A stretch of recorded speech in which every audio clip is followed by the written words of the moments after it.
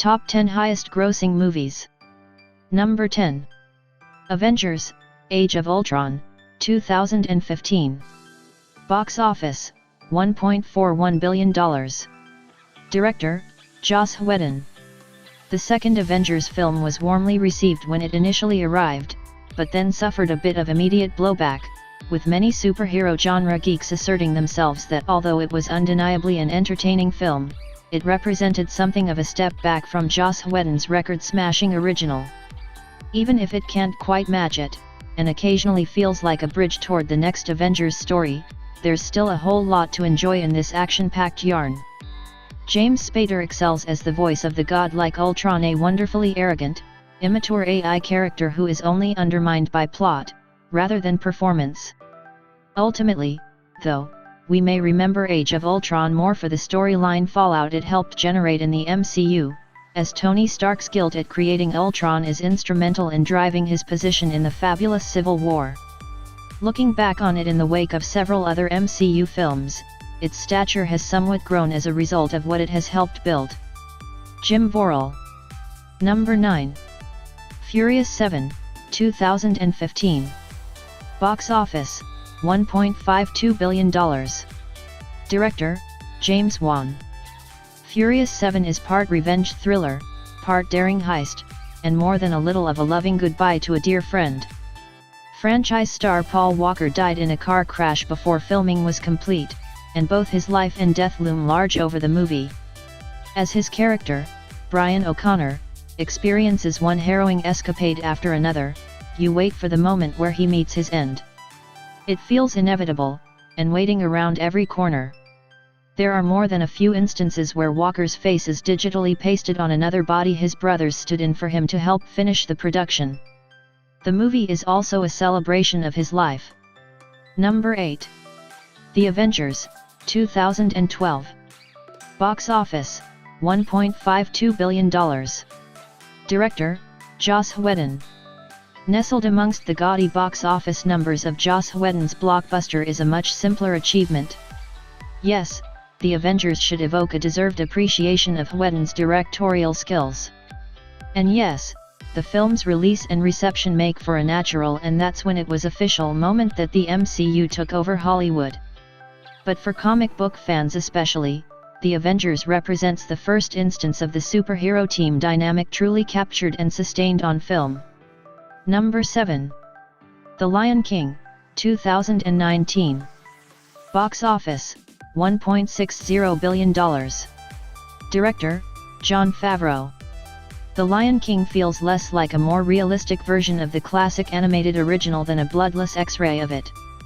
The movie is dutifully mounted, and Favreau brings the same dogged professionalism he brought to The Jungle Book, a film with many of the same problems as this film. It does its job all too well. The problem is that The Lion King is The Lion King, you know? This is a universally powerful story, with terrific songs and countless funny and fascinating supporting characters. It's a classic of performance and sensation. Number 6. Jurassic World, 2015. Box office, $1.67 billion. Director, Colin Trevorrow. Jurassic World marks the fourth entry in its paleontological franchise, but it's probably more important as the second chapter in the story of Chris Pratt's unexpected ascent to movie stardom. Pratt, seemingly born to make a career out of playing lovable doofuses, made his goofy tenor work for him in Guardians of the Galaxy. With Jurassic World, he's shed that skin almost entirely in favor of aping the hard-jawed macho men of the 1950s B-movie canon.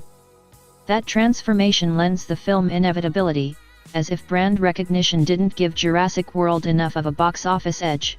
The image of Pratt riding a motorcycle side by side a quartet of raptors should sold Colin Trevorrow's picture to the crowds.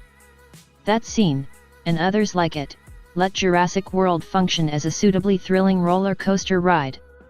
Number 5. Avengers, Infinity War, 2018. Box office, $2.05 billion. Directors, Anthony Russo, Joe Russo. Avengers, Infinity War is epic in a way that has been often aspired to but never fully grasped when it comes to the translation from comic book panel to the big screen. It's what happens when movie makers take their source material seriously, eschewing unnecessary melodrama even as they fully embrace the grandeur, the sheer spectacle, of it all. And if there's one lesson Disney has learned, it's that if you focus on the viewer experience, the product lines will take care of themselves.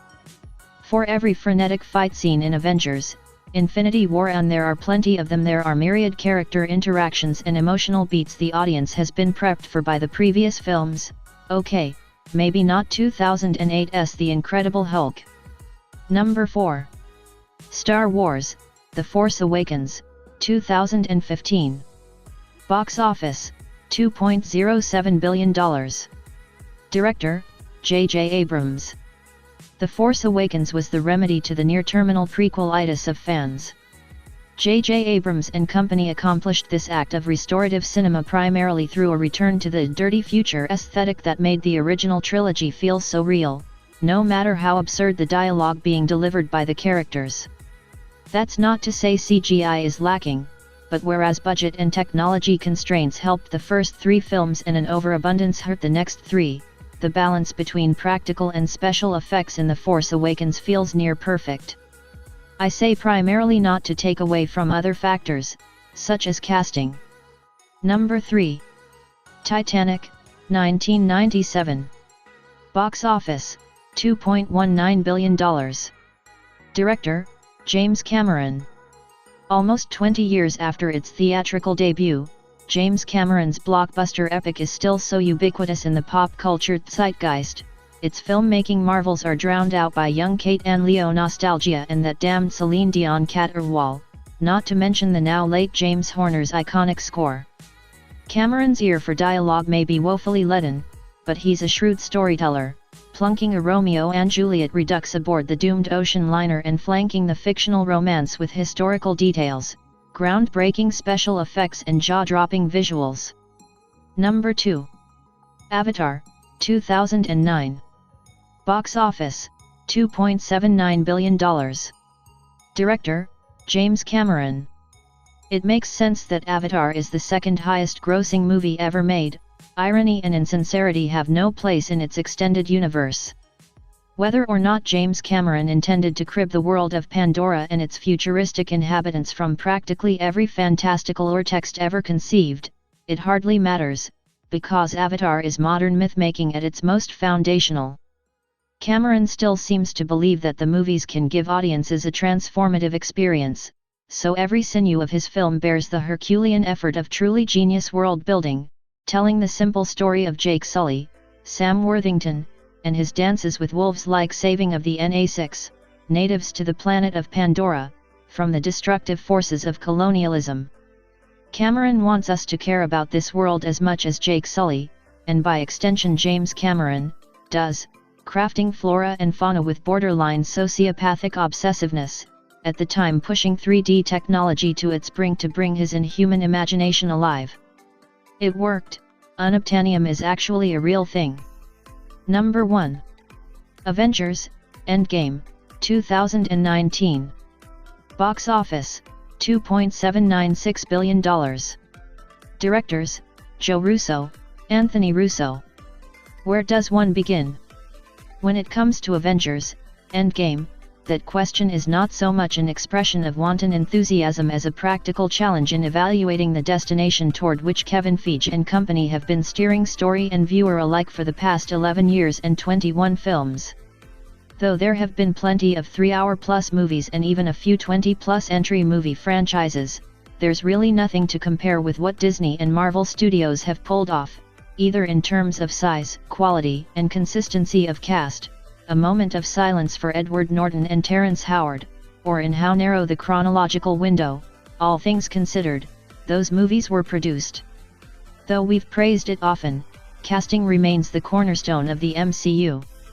Whether by pitch-perfect distillations of decades-old comic book characters, Captain American, Thor, Spider-Man, or charisma-fueled reinventions of same, Iron Man, Ant-Man, Star-Lord, the MCU's batting average in terms of casting is not only practically obscene, it's a crucial ingredient in ensuring the thematic and emotional payoff, and box office payday, of Endgame. Moviegoers have been living with these actors, as these characters, for over a decade. For many, this version of these characters is the only one they know. This is why the sudden ashification of so many heroes at the end of Infinity War hit even the most cynical comic book veterans right in the feels and left less hardened viewers confused and distraught. Yeah.